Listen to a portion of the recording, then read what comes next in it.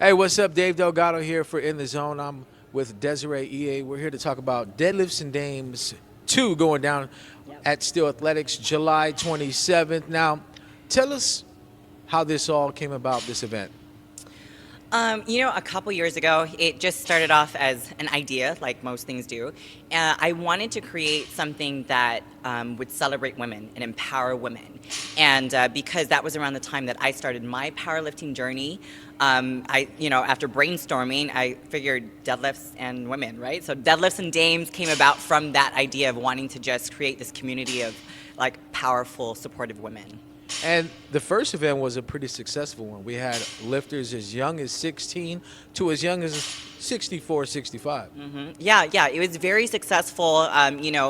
Leading up to the event, I was getting very anxious and nervous, but seeing it live and kind of materialize it was mind blowing because the people who came to watch and the lifters, they were just all very excited and encouraging, and people were blown away with the turnout.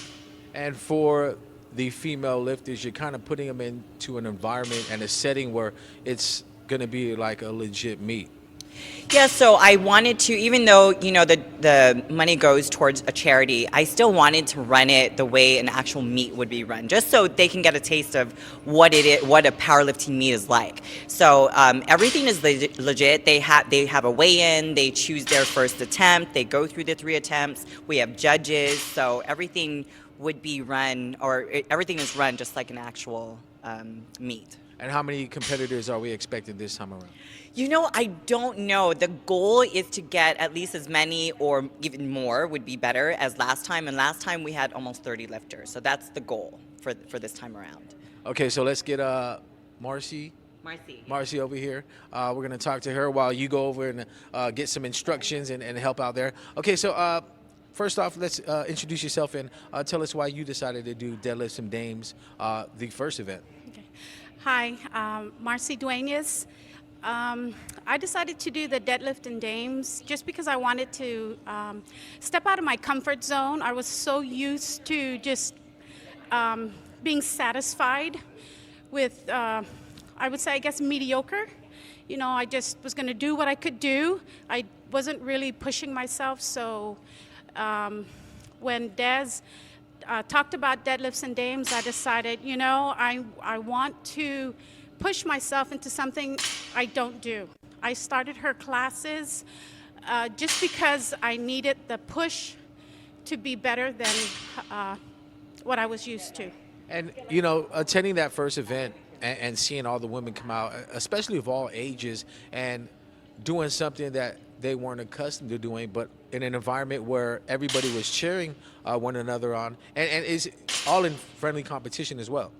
Oh my God, it was incredible. I mean, seeing young women and older women, just the span of the ages, and watching them come out and just do their best. I mean, we can be our worst enemies, but when we get together, the ability to encourage one another and to support one another, it was incredible. I mean, I never felt so strong, so able, and just the ability to say, hey, I am who I am, and wow, it was, yeah. Let's talk about your numbers from the first meet, going back at some of your lifts. I started my first lift, I believe, was like maybe around 95 pounds because I felt comfortable. And again, I wasn't sure of what it entailed. And just the environment, I think the adrenaline that was going. I went up to my next one was probably around 110, 115. And then I ended with about 143. And I was shocked because in Des's class, I probably lifted the most was 95. Because the higher the number, I was always like, oh my God, that's so heavy, I can't do it. But I was able to lift the 143, and it felt natural. It really did. It felt good, and I was very impressed with how well I did. And let's talk about the numbers this time around. What numbers are you looking at, hopefully hitting and targeting, so you're definitely going to increase from last time's competition? I think for my first lift, I'm looking at starting at maybe between 135 and 143 where I ended. I'd like to be able to lift more than I weigh. So let's just leave it at that. And what has been some of the final preps right before competition? Competition's just next week. What are you doing now in order to make sure that you're going to be ready for competition time? I'm just doing, I do Des's class, and then I, on my own, I go to the gym and I will just lift like 150, just, 3 or 4 reps of that and put another plate on and just work from there. Has family members seen the improvement and maybe the fruition of what you've been doing here at the gym? Uh, they've seen I believe the confidence that I have. A lot of people probably say I've always been confident, but I think it's more of an internal confidence now. I feel, I just feel strong, and there's something about an internal confidence without waiting for someone else to say, hey, you look strong, as opposed to knowing you're strong. You ever go up to somebody and say, hey, check this out, and grip that? No, but I'm just going to say, I bet I can lift you. All right, so let's get you over there lifting, and let's bring in our next competitor who is really excited and motivated for deadlifts and names too. So go ahead and introduce yourself, and let's get right into last competition's weights for you. Hi, I'm Sandy Aviles, and last time I basically really sold myself short on my weights. So the first 2 attempts, I really went low because I wasn't confident in the weights that I can do. So this time, I'm really gonna push the envelope and really just try to really max out and try to find my heaviest weight that I can do. Competition day, you have all those nerves, and I didn't realize like how much you really phase everybody out. So when I stepped up there, I was like, I can't do it. But then when they told you lift, you're just in a different area. You're just not there. You don't really understand everybody else, and when I hit those 2 PRs, it was happy, but then I was also disappointed in myself because I didn't push, and so this time I'm going to push the envelope. I'm just really going to try to find my max, and it's fun, we're doing it for a good cause. It's not for anybody else but yourself, so I'm in a competition with myself and for myself. And what did you take away from the first competition that you can use this time around? You said blocking everything out, but what are some of the other things that you took to heart that this time around you're going to make sure that it's going to be a different mindset for you? The girls, we came from all different gyms, and they were very motivating. They kept like saying, you can do it. So when you doubted yourself, all of us were coming together saying, you can do it. And like, that's what I loved about this meet is the women were cheering us all on, and we were telling each other, just do it, push the envelope. And really, I took away with having faith in my abilities. And it's not, if I don't lift it, it's a no lift. It was more of learn from it, grow from it. And that's what I really just took away from this whole event. And how's training been for you in preparation for the meet? Training has just been the same. I've been going to Des's classes sometimes twice a day. I recently just came back from a trip. So, it was just motivating just to get right back into the gym. So I came in at 11 p.m. last Sunday. I came to the gym on Monday afternoon. So it's just that motivation to just want to be better. So that's really how the training's been going. And how has Des been coaching you guys and helping you guys along your journey and making sure that the goals that you guys have set for yourselves is going to be achievable?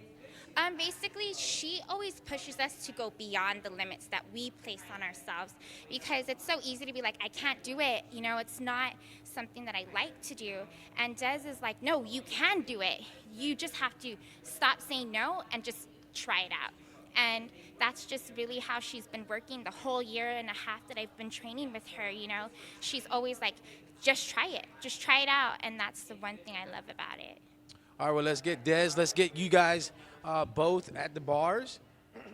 Des, let's walk through a legit lift that is going to be counted at the meet. What are the judges looking for in an attempted lift? Okay, so we have three different judges, and one is directly in front of the lifter, and then one on each side. So the lifters are allowed to pull either conventional or sumo. They're just two different techniques of a deadlift. But for both, you're really looking for a complete lockout at the top. So go ahead and so Sandy does a conventional deadlift, which is the form that she's in right now. And so a complete lockout here would be at the top of this movement. Her knees are locked out, there's no bend in her elbow. She has her chest up, shoulders are back. Everything is locked out. There's no softness, I guess you can say, at the top of the movement. And then you need to complete the lift by bringing the bar all the way down, and then that's it. So if the lifter were to like get excited and let the bar go, even though they lifted it and did a complete lockout, that would be a no lift. And let's talk about a sumo. What's a sumo lift? A sumo, go ahead. I know this is not her lift, but she can demo anyway. So sumo just means wider stance, and you're gripping the bar inside of the leg, as opposed to the conventional where you're gripping outside of the thighs here. They're completely different, even though they're both versions of the deadlift. They require different muscles to be able to complete the lift. But they're sumo and conventional. And if you don't successfully make that lift, do you get another chance, or do athletes drop down in weight?